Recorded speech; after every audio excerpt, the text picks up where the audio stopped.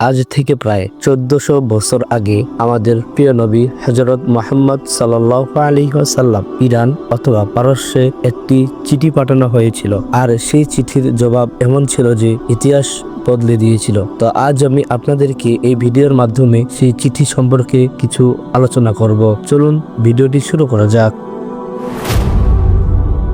ভাবতে পারেন 1400 বছর আগে মুহাম্মদ সাল্লাল্লাহু আলাইহি সাল্লাম এমন কিছু বলেছিলেন যা আজকের ইরানের সাথে হুবহু মিলে যায়। তখনকার ইরান ছিল শক্তিশালী পারস্য সাম্রাজ্য। কেউ কল্পনাও করতে পারেনি একদিন এই সাম্রাজ্য ভেঙে যাবে।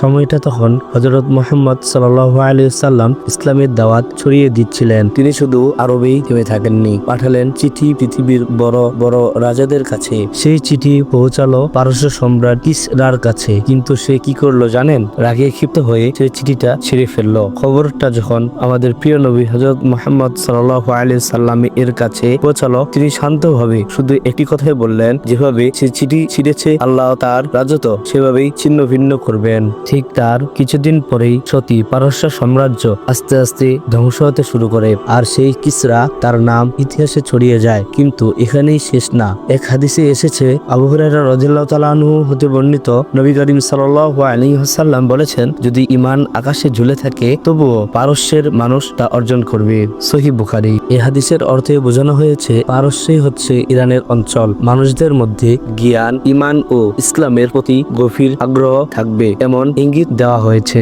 আজ দেখেন, ইসলামের ইতিহাসে বড় বড় আলেম ইমাম আবু হানিফা এবং ইমাম বুখারী সবাই এই পারস্য অঞ্চলের সাথে জড়িত। 1400 বছর আগেই বলে দেওয়া হয়েছিল, ইরান শুধু একটি দেশ না, ইসলামের জ্ঞান ও ইমানের একটি শক্তিশালী কেন্দ্র হবে। একটা ছিঁড়া চিঠি আর দুটি ভবিষ্যৎবাণী 1400 বছর পরেও যেগুলো সত্য হয়ে দাঁড়িয়ে আছে।